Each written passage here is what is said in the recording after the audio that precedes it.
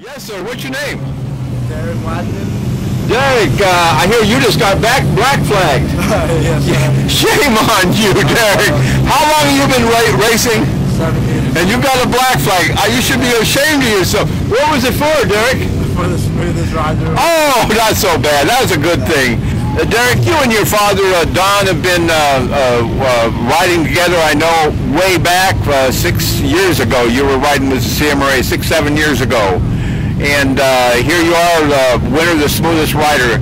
And I'd like to ask you now, Derek, do you think being smooth is important as a motorcycle rider? And if so, why is that? Why is riding smooth so important? It's very important. The smoother you are, the more comfortable you'll be, the faster you'll go eventually. The smoother you are, the less you'll crash too in the long run. That's very true. Derek, do you know in terms of the loading of the suspension, what smoothness, why it helps when you're going through a turn, having the loading properly distributed between front and back? Yeah, the more smooth you are, the less you upset the bike. There you go. It makes the bike move around a lot more. So you optimize your traction. Yes. Very good. Also, another thing that we emphasize in RideSmart, Derek, is consistency. Do you think being consistent as a motorcycle rider is important? And if so, why? It's very important. During a race, it's 8 laps, not just one fast one. That's You gotta be able to do consistent enough to finish a race. Right.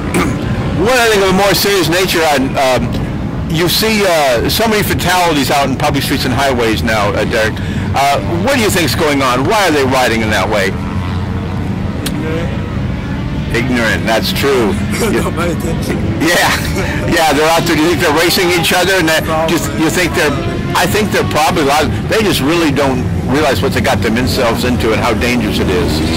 Let's move over, and then let's move over to your father. You must be proud of Derek. He's done really well. I remember all the years you've been so consistent with all the devotion of your time and energy. It's been a labor of love. I've seen. Money. And I'm really, it makes me feel good to see a father and son working together. What are some of your comments or feelings about Derek? I mean, here when he first started out, what did you have in mind when he first started racing? Was it just something to give him something to do, or? Well, yeah, in the beginning, I thought it would just be a pastime, a hobby or something, and then, he steadily progressed and just got faster and faster, and we thought, well, we get a faster bike, move up to the next one, and then the next one, and the next one, and he just progressed and gotten faster and faster, and then was able, by now to compete with some of the faster guys. So it's been a lot of fun. It's kept his nose to the grindstone, so to speak. He's a good student. He's very responsible, very mature, and I think that all comes from racing. That's really true. And I speak to me about that. Why, for a young person, I agree with you. Why is it about racing that tends to kind of make them more responsible, do you think, and mature them in a healthy way?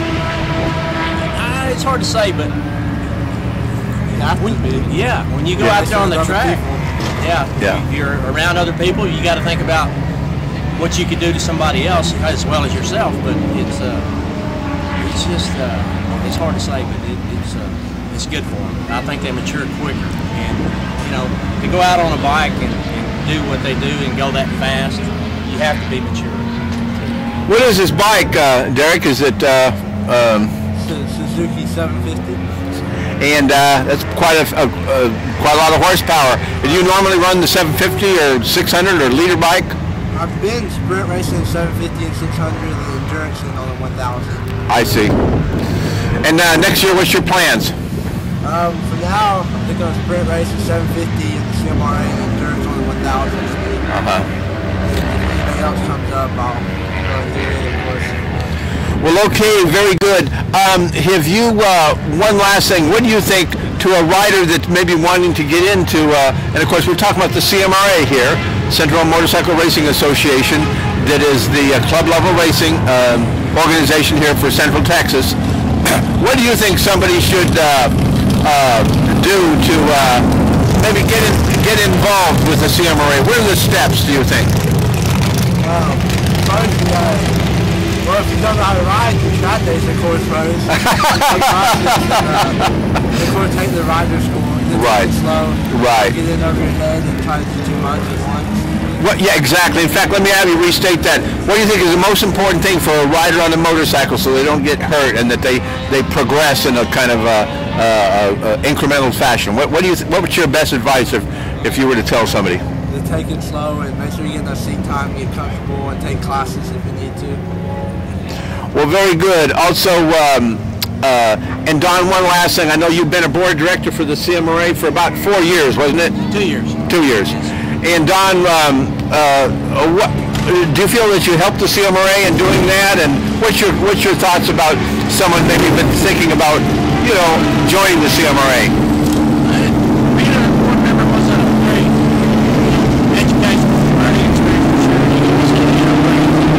It was glad I did it. It was a lot of fun. As far as getting into the CMRA, I think if you want to ride motorcycles, by all means, go get your rider school and get started. Just have fun. Well, again, thanks to both. I wish you good luck next year, Derek. Just ride safe, and you're real sensible. You've raised a good boy. He's got real sensible values and judgment and stuff, and he's shown that over and over again. And I'm happy for both of you, and I would encourage other fathers and sons. Maybe they've got a son. How old was Derek when he started out? He was 10 years old. 10 years old. So 10 years old is not too early. So. Well, all right, thank you so much. And Derek, you go over and see Blair Hart. You get a free, I think it's 11 by 14-inch photo of your choice today. And again, congratulations, and I hope to see you around a lot next year. Thank you. You bet. Bye-bye.